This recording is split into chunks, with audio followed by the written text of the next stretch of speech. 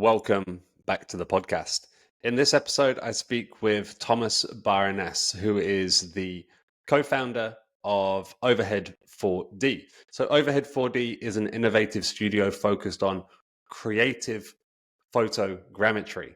So they use technologies such as photogrammetry and laser scanning and drones to turn different objects into 3D models, whether that be castles, whether that be buildings, a whole different array of cool things that you can do with photogrammetry. And we dive into a few different use cases that they've done and a lot of other interesting things within that world that I have absolutely no idea about before listening to Thomas. So if you like nerding out about photogrammetry, lasers, drones, this one's a good one for you. I hope you enjoy the podcast. All right, here we go. So after some normal technical difficulties, we're we're off and running. So Thomas, thank you very much for joining me. I guess we haven't spoken now for probably a couple of weeks. What have you been up to? Hi. Thanks, first of all, for the invitation. And the technical issues are normal. We are not going to speak about high tech or something. So, that's easy. I was doing great. I mean, holidays are always nice, and a little time with the family. It's always a pleasure. How about you? Yeah, same for me, mate. I had a little bit of a break over Christmas. Still worked a little bit, but yeah, tried to kick back, relax a little bit, and just tried not to do too much. I Mhm. really feel like having a little bit of rest is really good because now I feel like I can hit the new year pretty hard. Yeah. What did you get up to over Christmas? Were you just still in Slovenia or Slovakia? Slovakia. I knew Slovakia. it was one of them. And you just Yeah, spent time with the family, chilling. Nice. exactly. Like we are living in the mountains, so it's actually we had before Christmas or like during Christmas we had a nice time with snow, so we just enjoyed the time. Nice. Nothing special. You guys, you do much skiing and snowboarding up there, or is that just Yes. Yeah, nice? I'm a snowboarder. You're one I of love those people. everything what is with boards. You're one of those people. Well, I actually can't ski or snow, even though I was born in Andorra, which is like, yeah, skiing and snowboarding capital of like Europe.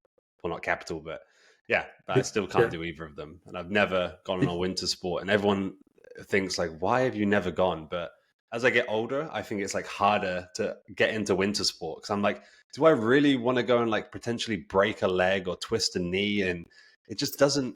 The mountains interest me, but like injuring myself does not interest me. Therefore, I do snowboarding because you have tied your knees together or legs. Yeah. So Yeah. I had multiple injuries with knees, so I can't ski because of that. Yeah. So like separated legs doesn't work for me, but if they are tied together, then I can do that. All right. Well, we're not here to talk too much about skiing and snowboarding, but one thing I did want to try and find out to start with is how you actually went from being a car designer to becoming an entrepreneur, because most people have an idea of how people come up with like most entrepreneurs face the journey of, okay, I come up with a problem I've come across a problem in my life and that's how I'm going to try and solve it. And they turn that into a business. How did you go from designing cars to flying drones, mapping out mountains and castles and everything you guys do? How did that happen? Where did it start? Uh, it came somehow naturally. First of all, I was studying design, so I'm like originally designer, and I really wanted to be a designer, and I loved the stuff. And when I got into Volkswagen for doing car design, that was for me really a honor, and I really enjoyed the time there. But somehow inside of myself, I always wanted to have my own company. That's something what comes from my father, I would say, because he had his own company. I was watching it all live, and my entire like future or vision of the future was always like trying to do something by my own. And how did this started? It was actually really like coming of like a natural collaboration with my partner Marek, and we are friends for many years. And I was studying design, doing design, and doing creatives. Design is connected with 3D modeling and with 3D data. So I was like, since I was 15, I was playing in 3D softwares, and instead of playing games, I was always like going to softwares, trying to animate something myself and do something which made me fun, and I didn't really have to play something. It was enough for me to create something. And like this, I built up my experience in 3D, and like all this scanning into it. It was part of the businesses also. Like before, I was working for some golf software company which was developing like training software for golf. They were also like requesting the 3D data of real environments. And then as I mentioned, my partner Marek, he was doing the drone flying, capturing, and exactly opposite of mine. So I was the guy behind the computer, and he was the guy outside, like collecting the data.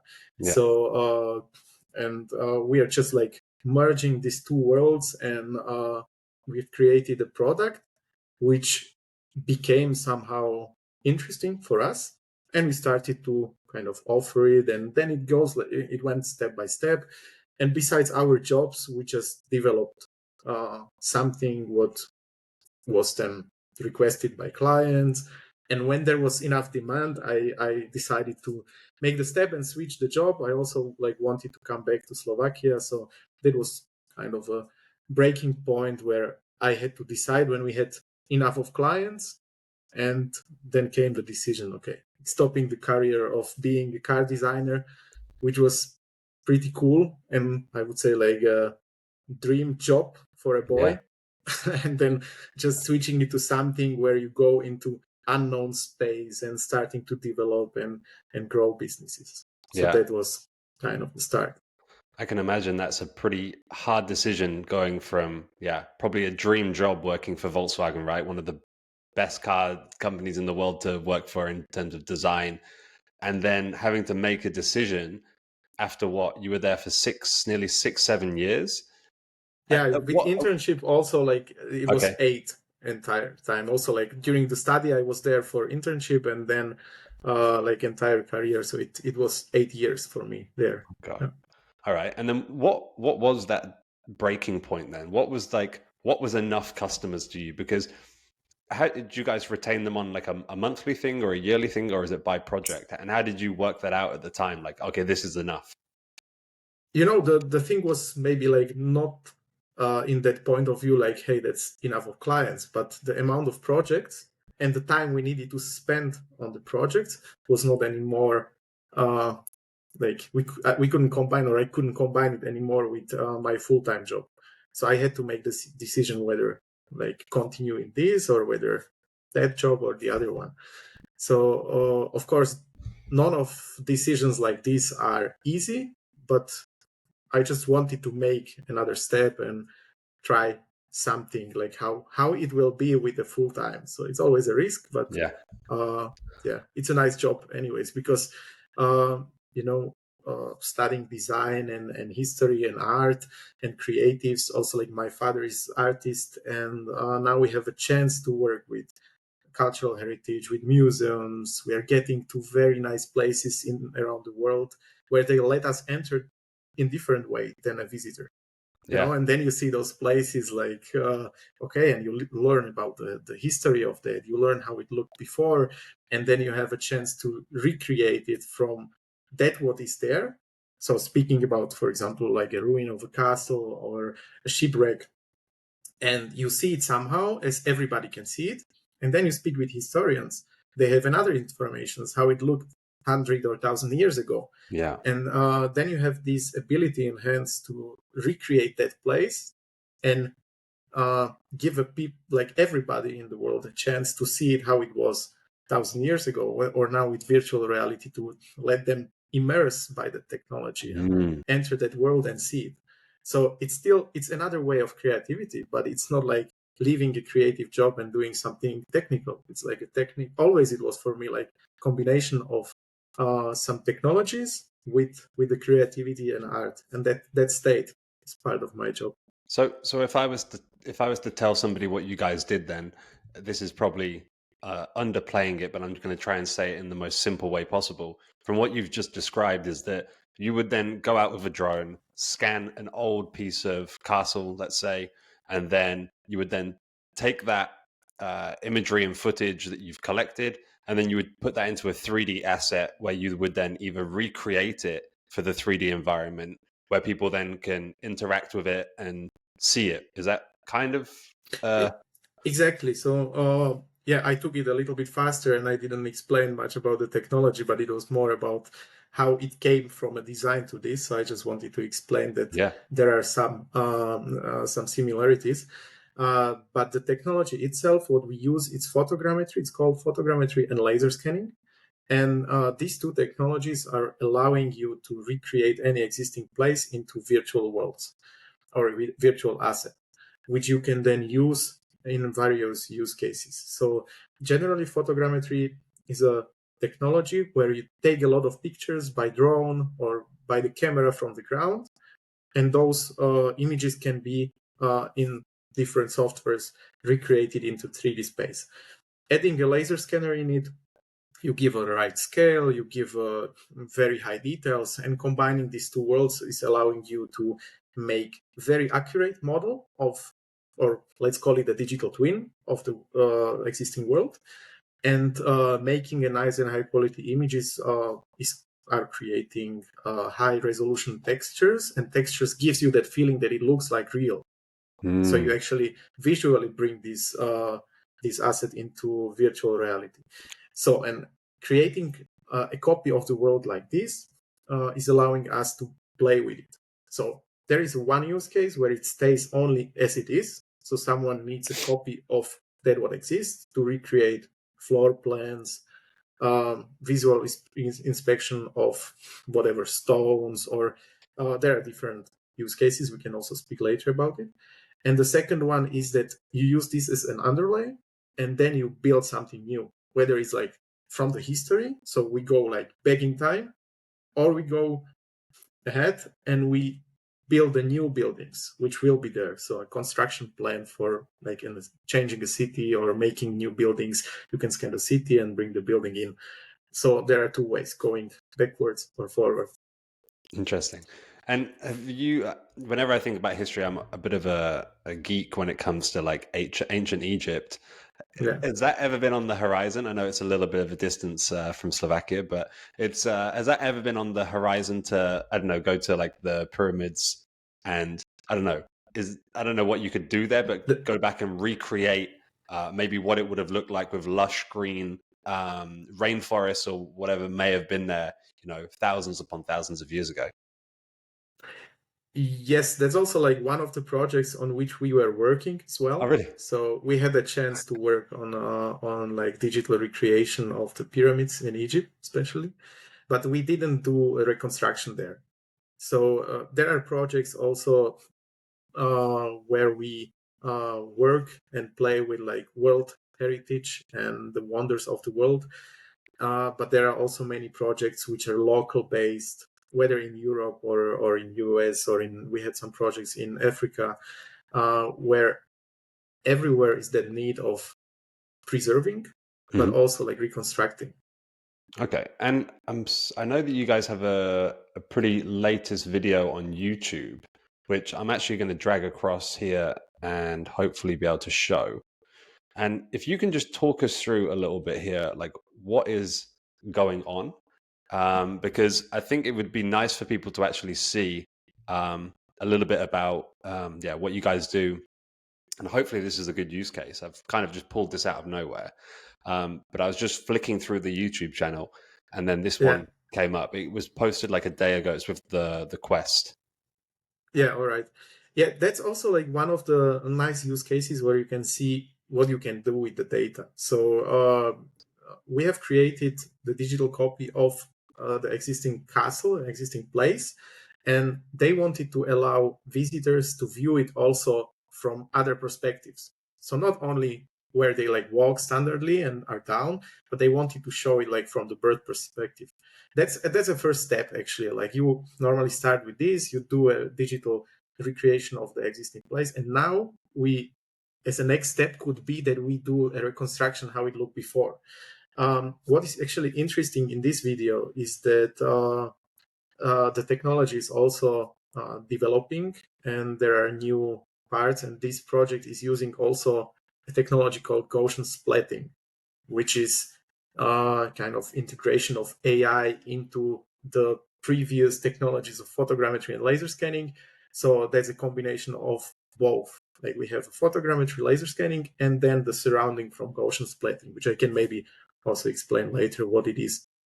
But yes, so this is a VR application which you can use and see if you visit that place. So it's also enriching the experiences when you visit that place. It's Nice. normally, and most of our clients, they don't really share it publicly or that you can see it at home.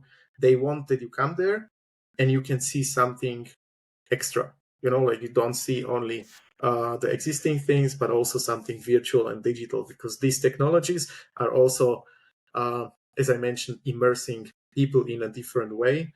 And I would say like newest generation or younger generation of people, they like to play with the digital technologies. And if Yeah. you want to show history, you also have to show it in a way which people like. Yeah, I can see in the future there being way more virtual reality museums, or at least museums taking on virtual reality in more of like a serious way. Because yeah, I guess as a kid, it's a lot more fun to learn through virtual reality than it is walking around probably a boring museum. But if you can stick them in a room somewhere and they can go through the dispensations of time, all the way back and all the way forward. Yeah, it's just Yeah. a way more interesting way of looking through history, right? Yeah, you're just giving people what they want. I mean, we Yeah, can't change it. The world goes or in that way that you play with the phone entire time.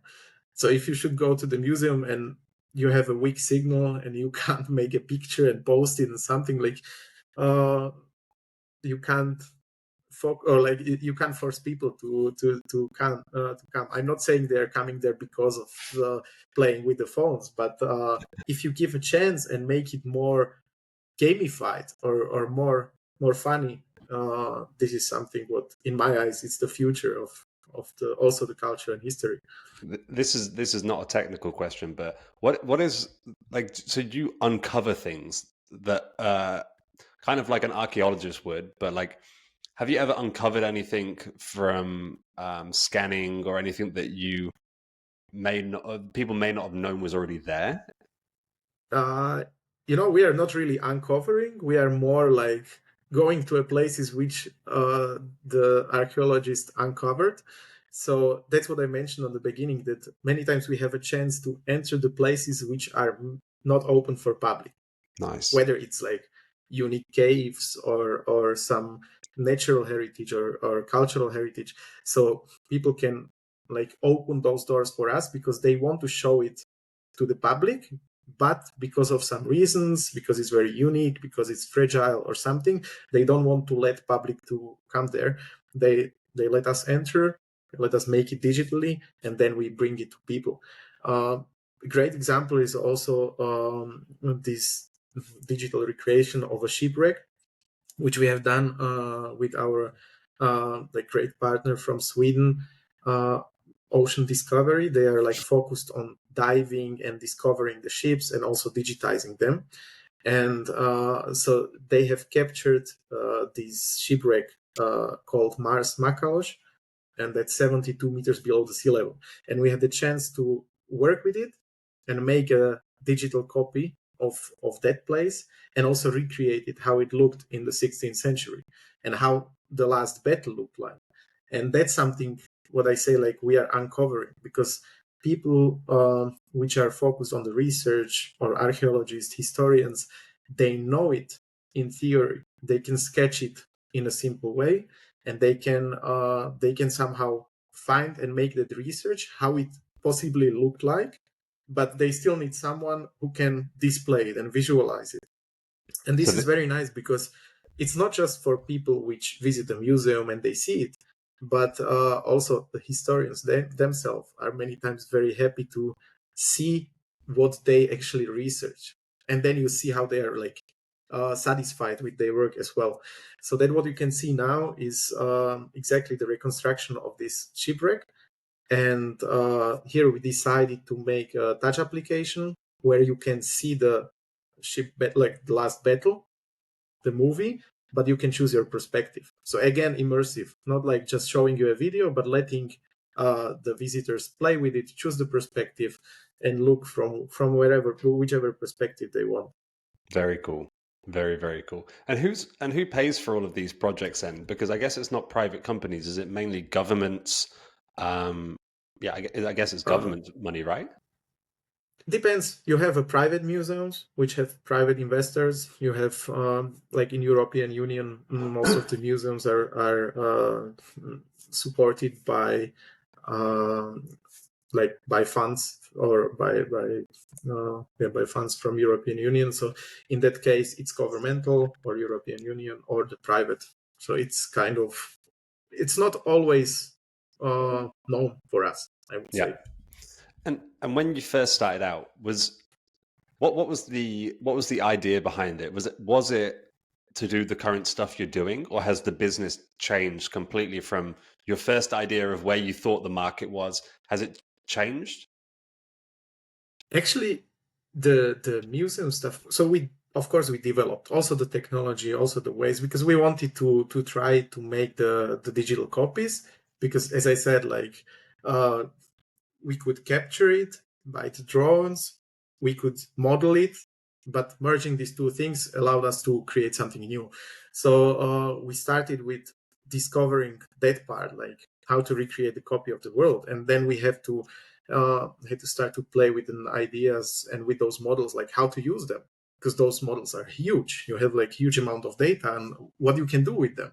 So then it actually was like creating month by month or year by year products or solutions coming out of those 3D scans. So there was not like 100% clear vision what we want to do, but as we both are artists, we wanted to go in this heritage and artistic and creative direction, and that was also our start. Like we just like we started the company in 2016, but we were playing already before with those technologies, and we start to also speak with the clients, possible clients, and with the museums.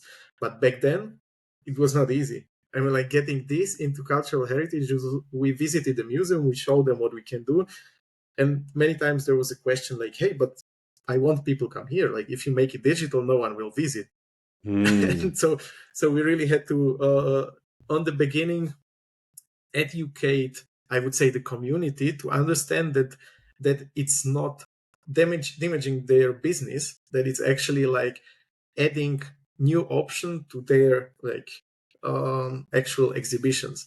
So that was kind of a tough task on the beginning to be successful in that segment.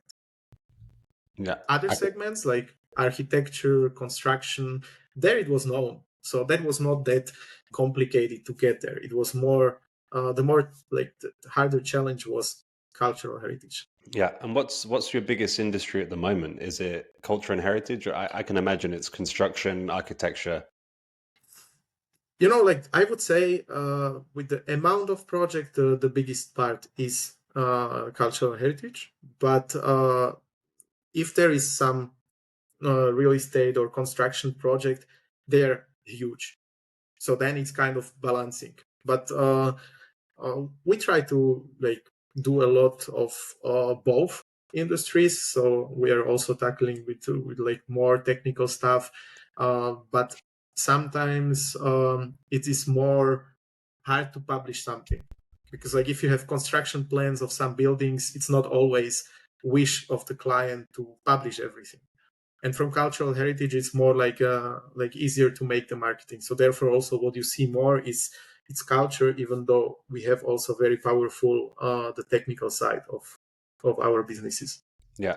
So talk me through what it looks like then when you go to one of these sites and all of the preparations. So let's say a company comes to you, like a culture and heritage site, and they come to you and say, yeah, we want you to scan whatever castle it is. And what does that process look like then, from you accepting like a contract, for example, and then taking it to the day where you do it, and then after that, what does that look like? So the most important information is always the target. What do you want to achieve, or what the client want to achieve with that? Because based on this, we can set up the correct pipeline. Not to overdo something or not to do it too simple for that purpose. But if you know what they want to do with it, it's easier to set up the correct workflow.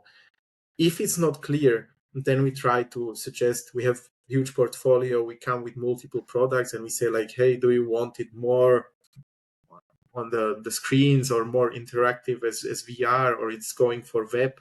And then we can plan it correctly. But if you already know, then location scouting, so you have to see where it is, how are the how it's decided, how it looks, whether there are like too many trees, whether you can fly the drone or you have to choose another equipment. And so making a flight plan, making a plan for capturing, and then we go with the team, we collect the images, and then the next steps are then in the office, making the pre-processing of the images, processing them, and then having this high polygon data. So there are like millions or billions of polygons in a huge size. And then we are optimizing them and preparing the application. And that's more or less in a short way the process how we do it. Well, and how long? I guess obviously each project has a different time frame, but something like the first video I showed, Yeah. I think that was of the castle. How long does a project like that normally take from accepting the contract to here you go, here it is?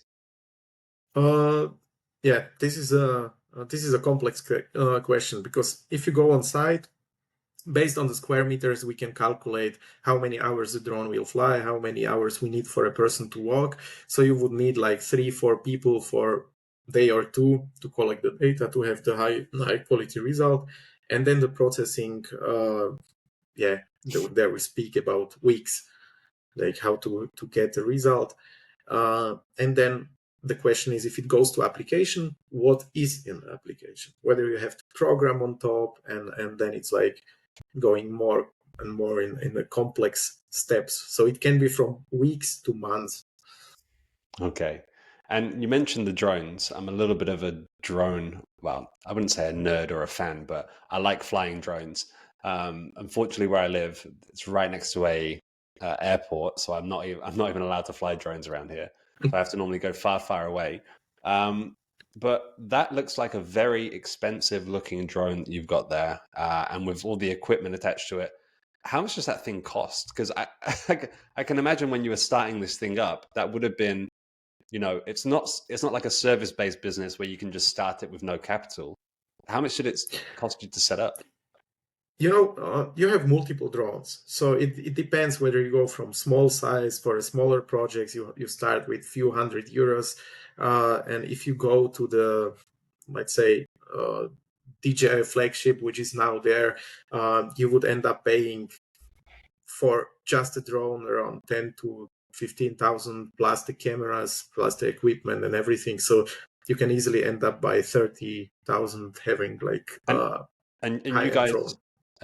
have, so do you rent that stuff, or you purchase it? No, it's, I don't know. I'm not sure whether you can rent it. So Okay. you can rent small drones like Mavic or Mini, which are like few $100, or let's say in lower thousand. Those you can rent, but I don't know if these like high-end ones is someone renting. So we own them. Yeah. So Okay. if you want to do a proper job, you also want that that it's calibrated correctly, that it works properly. You are risking with every flight, let's say, because if it crashes, you have to have the insurance and Yeah. everything. So I wouldn't really do it with a rented drone.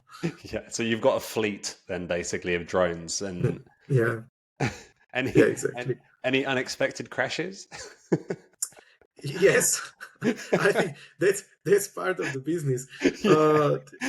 I would say my favorite one is when we were flying with a big drone, and we had actually like 360 camera hang underneath, which needs like a longer pole that it has like enough distance that it doesn't disturb the camera. So it was like hanging 1 meter below. And then there was like a beautiful day on the castle where the clouds were below. So you have a castle and the clouds are down. Yeah. And Marek was flying around the castle, and then he wanted to make a nice flight from, so like put the camera slightly in to have the clouds and then come up. But that was exactly on the border of the trees. So, so actually unexpected landing. Nothing much happened, but it landed on the top of the 40-meter trees, which was and that was an issue to get it down, because you Whose had to job was that? Whose job was that to climb up and get it? we had to find the climbers, like which can really like climb up the trees. So it was like one day issue, because it was not easy, like you can climb on the tree where it's thick, but go on the last branches, no. But you can't drop the drone, because if it would fall down from 40 meters, then it's dead. Yeah. So but the guys managed, and besides like few engines and propellers, it was fine. But landing on the trees, it's quite an issue. It's that's happening more often. I can imagine.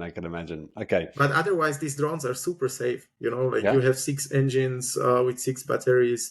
You have their like little parachute. Like if something happens, you can shoot it out, and it lands easily. So there are multiple like protection steps. But from that time to time, it happens.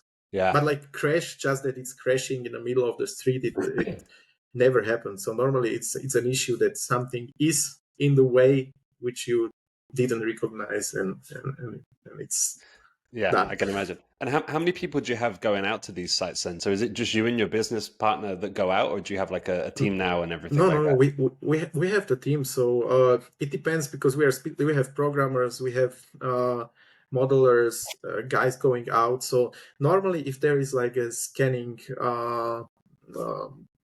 project, we try to go, I would say, like three to four people, depending on the size. Like if it's needed more, then more. But I would say like 3 to 4, because you have like a laser scanner, you have a drone operator, you have a ground photogrammetry. So those 3 people are always on site. And then there are like additional, like if we need to do something more, or if it's a small project, then even 1 person is enough. But I would say 3, 4, 5. It's a standard. Whoa. And then the cameras on the drones, are they probably more expensive, right, than the actual drone themselves? No, not No? really. Okay. So yeah, we use DLSR cameras. Yeah. They are not cheap, but these, like the most expensive drones, they cost maybe like 3 times more than the camera. So Right. but it all depends, because you have also we use Sony cameras, but you have also brands like Phase One, where the camera costs 100,000. It has 100 megapixels, and it's a technical camera which doesn't have a distortion, and it's like very good. But this is good for flying, for example, helicopters or planes, where you have like a larger distance. But if you can be closer to that, the benefit is not that huge. Yeah. And so when you're scanning, like doing a digital twin of, I don't know, anything, could you then put that into a VR game? So like say if you uploaded that into Unreal, for example, and then put that into a game and have like a pretty realistic render of real life into a game, for example. Yeah, that's also one of the use cases. We do not work often for games. So we have some projects where we were delivering the assets or places for games, but more also like for kind of movie industry, Yeah. which is now very popular with virtual production, where you don't have green screens. But you can. So actually, that's the main reason why we do it, that you can capture photorealistic plays, you can capture really nice looking realistic plays, bring it to Unreal, and make great output which looks much better than if you model it. Because like if you recreate something, you can get super realistic, but sometimes this dirt on the models or little damages which you normally do not create, uh, they are really showing this that it looks realistic. So most of our projects are ending in Unreal, because also our application, or most of them, are built it in Unreal. And So and how would that look in the movie industry then? So what, give me an example of what that would look like. so you capture a site exactly like we do most of the times. It's some kind of like cultural heritage or the place, and the way of shooting the movies with a green screen. So you have a green screen, you're recording, and then in the computer you're replacing the green by some digital content or some real video, but from another place.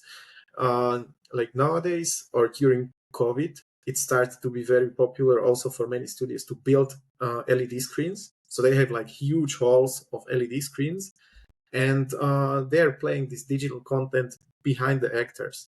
So you don't have anymore this step like adding or removing the green and bringing there the digital. And the advantage is that when the screen is lighting around you, you get also the shadows and highlights more realistic, because you are standing in the middle of the screen, and then when there is something red, you have the reflection of red. So you don't have to recreate it afterwards in the post process. Okay, interesting. One question then about like your clients. Do you do much like outbound sales, or are you guys at the point now where you're a pretty niche market, right? So I'm guessing there's not many people that do exactly what you guys do. So do you have mainly clients coming to you, they find out about you guys, or they see other projects that you do? And I'm guessing most of them just come to you, right? Uh, yes and yes and no. I mean, we try to do a lot within marketing. We attend a lot of conferences, a lot of fairs around the world. Like last year, we were in Dubai, in US, and also here around the Europe. Uh, so that helps us a lot, because it spread the word about us. And then also we have great collaborations with Epic Games, where they also invite us for their events, and then people just know about you from the industry. And we use a lot, especially LinkedIn, Mm. which is extremely powerful tool. It's like it was maybe years back HR tool for hunting people, but nowadays it's really a great platform where you can put a lot of your content, and it has great reach. So you can reach people which normally you wouldn't even overpay by some paid ads, and there you're just building the community around yourself, and it works. Yeah. Yeah. So, LinkedIn's changing a lot though at the moment. I'm seeing that the organic reaches are a little bit less than they were probably maybe even a year ago, but that's kind of to be expected, when there's now like 1 billion users on LinkedIn. So if more people are posting and there's more competition on your news feed or your feed, then your organic reach goes down. So I wouldn't be surprised if, well, yeah, there's nothing you can do about that really, but the reach of LinkedIn is actually getting less because there's just so many people going to it because of what you said. There was it wasn't really a concentrated attention of people thinking, "Oh, let's grow our LinkedIn." It was only literally a year ago people were, or 2 years ago, people were really taking note of it. yeah, yeah. I mean, also this year we started very close collaboration with Michael Gula, and his. I don't know if you had a chance to see his performance, but speaking about LinkedIn, his 65,000 followers or something. So there the reach is different, Oh, So and now, like if we are working under one company, this is extremely helpful also as a tool. So you can reach if you post regularly. And now yeah. I have to say that I learned from the best because they are like we have multiple guys in the group. They are really successful on LinkedIn, and I don't want to really mess up with their know-how because I'm not that good there. But I just see what it can do, and it also brought us extreme interest from the foreign countries because people are using it. So whether it's more or less than before, I can't say, but it's definitely a very powerful tool. Yeah, so I'm guessing, are you not one of the guys that's traveling around too much at the moment then? I guess you have a team that travel around, but I'm guessing that you're having the opportunity to be all over the world at some points, right? Yeah, actually, like we are, or I'm traveling with the team often, and if there are conferences, I travel mainly. So I would say like I'm quite often out of the country and trying to spread the word about us Yeah. and attend the conferences and everything. So it's kind of nowadays it's my role to travel and to find the jobs. That's not the worst job in the world, right? You know, but it takes you away. People always think about traveling like this amazing thing. You know, oh, you know, you're so lucky that you get to travel for your work, but it's really just hotel to business event or hotel to somebody's office or hotel to a meeting. That's what I always say. Like, if that would be here in like 15 years ago, I would be super happy because then you're just like flying, traveling, full of energy and everything. Like now, like I have a family. My family is at home, and if I have to travel 2 or 3 weeks, sometimes, like it happened to me last year that in 1 month I spent like 3 weeks of traveling around just to go everywhere where it was needed. Of course it's a pleasure, it's nice, you visit nice places, but as you said, like you go to the plane, then you go by taxi, then you go to hotel, then you go to conference, then you go back, and you visited a beautiful country, but you saw it just from the window of something, like when you were landing and flying away. So it's not always that uh, cool as people think, but I mean, it's still nice. Like Yeah. you see a cool places, but it's not a holiday. You can do a holiday out of it, but then from 1 week on a business trip, you need 2 weeks, Yeah. and then if you are somewhere like week or two, then suddenly it's 4, and you rather come home and travel with your family. So yeah, Yeah. I Yeah. try to make it as short as possible always. I totally agree. People always get that mixed up. Another thing I think people get mixed up about is the entrepreneurial journey that people go on. How did you find it starting out? Because I speak with lots of different founders and have a common theme that people always follow of like, it was the most stressful first 3 years of my life. You know, most people that get past the 5 year mark, they always look back at the first 3 years thinking, man, I just worked nonstop. I barely had a social life. My wife hated me. My boyfriend hated me for a while. And it was just stress. Did you kind of have that same experience or was yours a little bit easier? Does it ever stop? I thought that's a normal way of having a company. Okay, Yeah. like no, I mean it's you decide to do and build something, and if you want to push it, and if you want to do something, let's say better than the others, then you have to give it the time. And so then it's just like up to how much you can handle. So Yeah. it is stressy. Many times it's stressy, but many times it's fun. So yeah, I give it as much time as I can, but sometimes it's too much. Yeah, I totally agree. I do agree. Sometimes you're thinking, maybe I should go back to Volkswagen, or maybe I should go back to that job. Because let's be honest, it would be a lot less stress, right? You would just do your work 9 to 5, go home. But that's not what everyone is built for, you know. I think, you were definitely not built for that. That's why you made this decision, right? Yeah, I mean, it was really a great job I had there. So I really loved the work, and there was the only reason like why I changed was that I wanted to try to build up something. So that was kind of a next step. But I'm not saying I would change. So definitely not, because I'm happy with that what we do.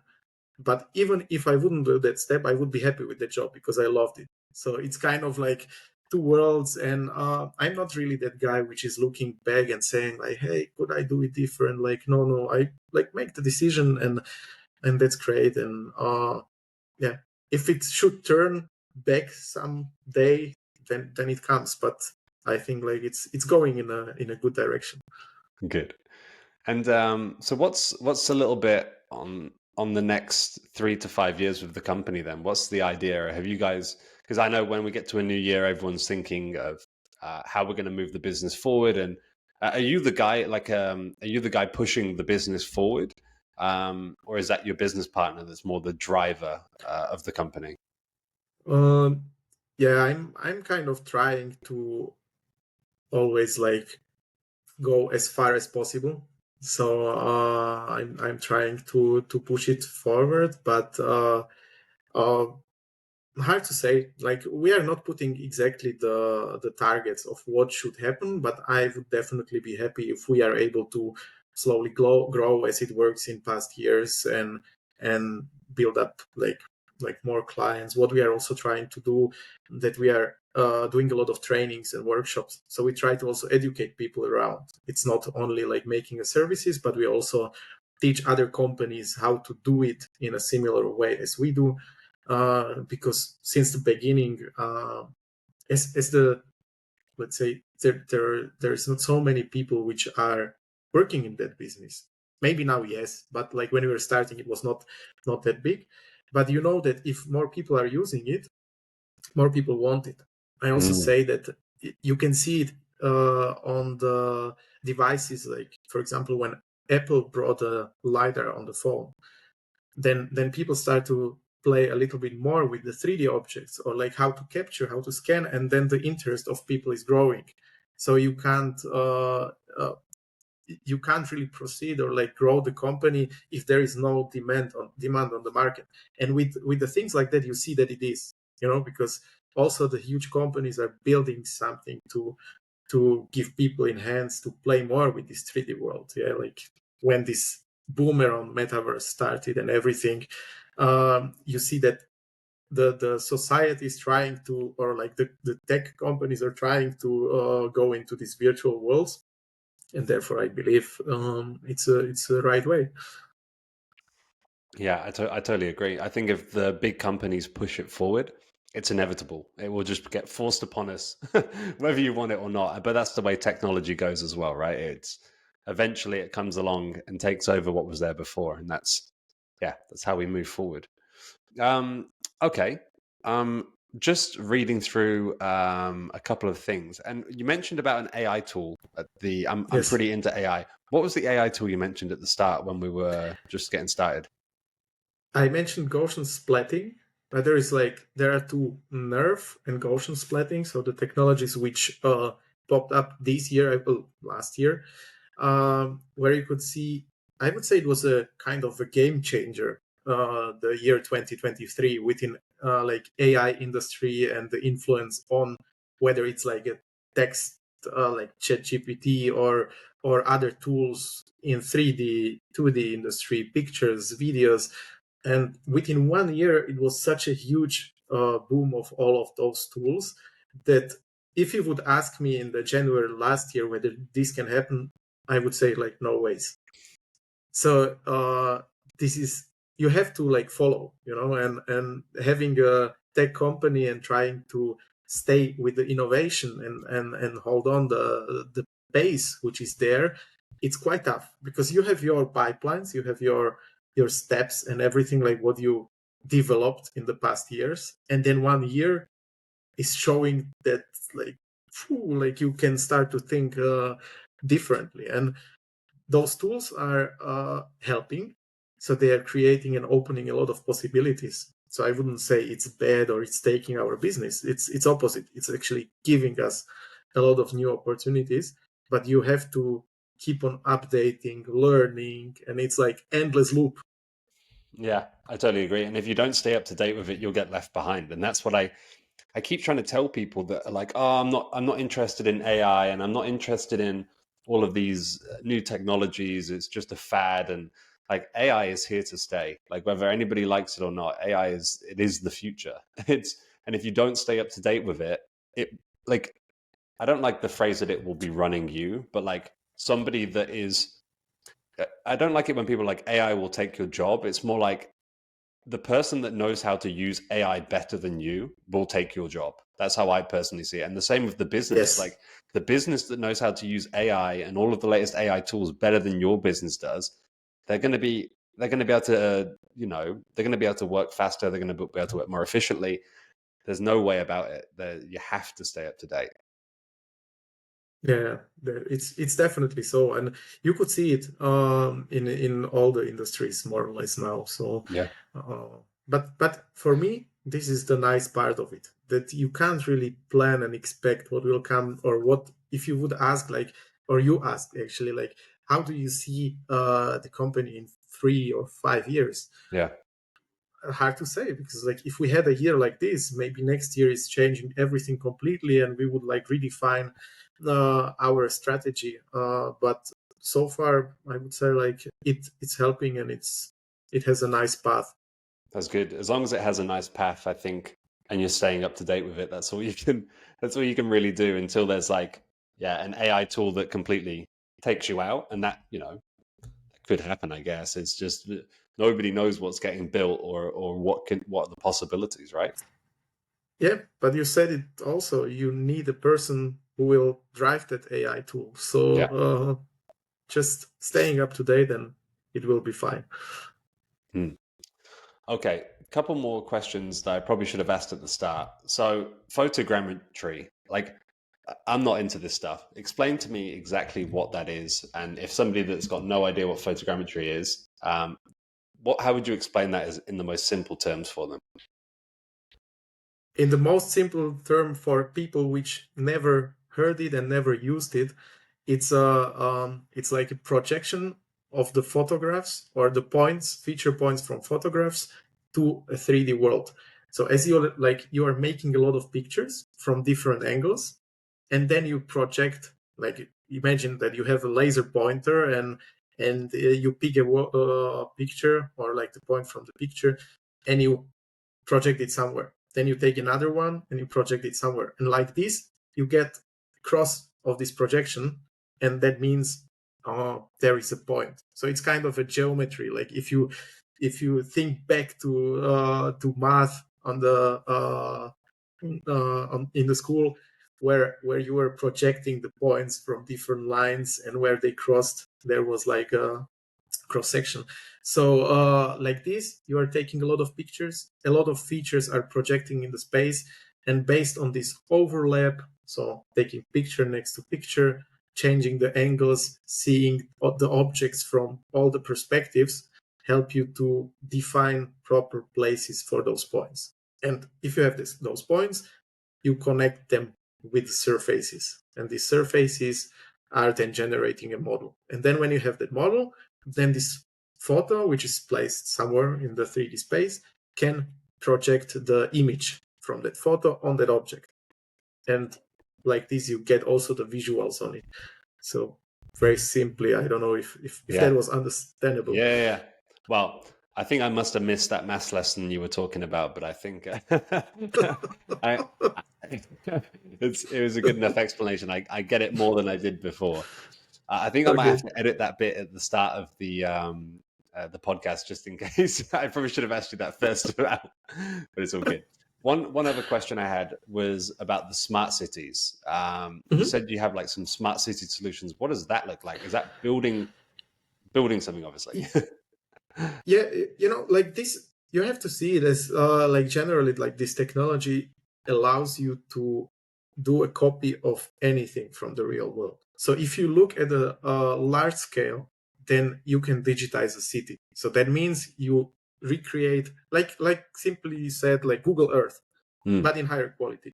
So you can create your Google Earth from any place in the world, properly scaled, and you can do also multiple levels. That means like you create your city, then you get the information about the pipelines under the city, about the canalization and everything. You can bring all of this in different levels, and then you can help in the future construction, that if they are going to dig a place for a new building, they know that in that particular area might be pipes from water, so they have to be more careful. And then you have different platforms, like one of my favorite ones is Twinzo, if I can name it.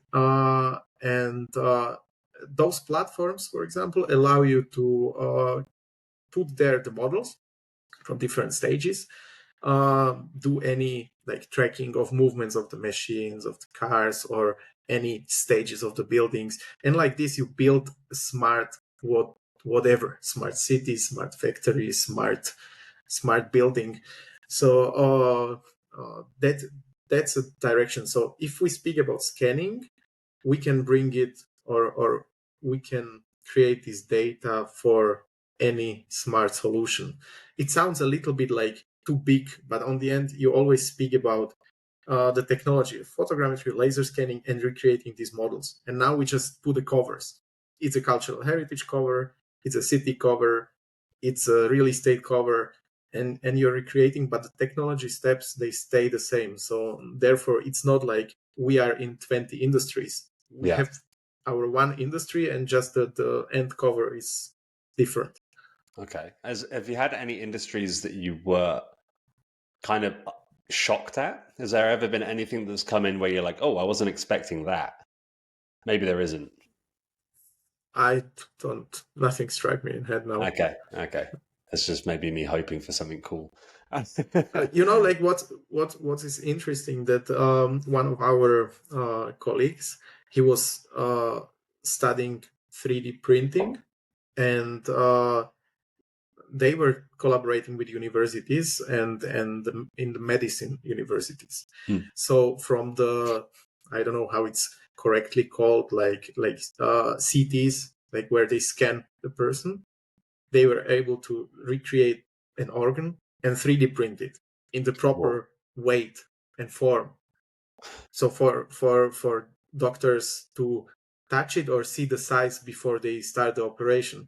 So these are things for me where it goes a little bit behind of my creative mind, because I'm more the free guy, which does more like not that precise things, even if the scanning is precise. But if we speak about like sub-millimeter things and operating and humans' lives, that's something where I'm totally out of it. So if I saw this, and that kind of the same technology, just in different way, is used in that industries, that was kind of blowing my mind. Yeah, I can imagine. I actually saw a 3D printed heart. It was at a conference somewhere, and that was one of the tricks that their 3D printer was doing, and I couldn't believe how how good it was. Like, it's unbelievable how good some of these 3D printers are. Like, it's crazy. But we're coming towards the end of the hour.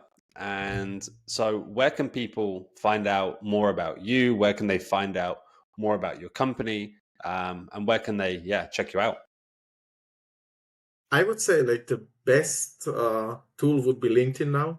Of course, we have a website and we have other channels, but we are most active on LinkedIn. So if anybody wants, just like find me there, and yeah, we can get in touch. So that would be the best. Cool. So all they have to do is search for Overhead 4D on LinkedIn, and they'll find you. They can Exactly. connect with you. They can follow you, and they can see all of the awesome stuff that you guys are doing. So make sure you guys do that. All right, mate. Well, thank you very much for your time. I really appreciate it. You could have chosen to do anything else with your evening, and you chose to stand here and sit here and talk with me. So really appreciate your time, and thanks for coming, mate. Thank you very much for the invitation. Thanks, mate.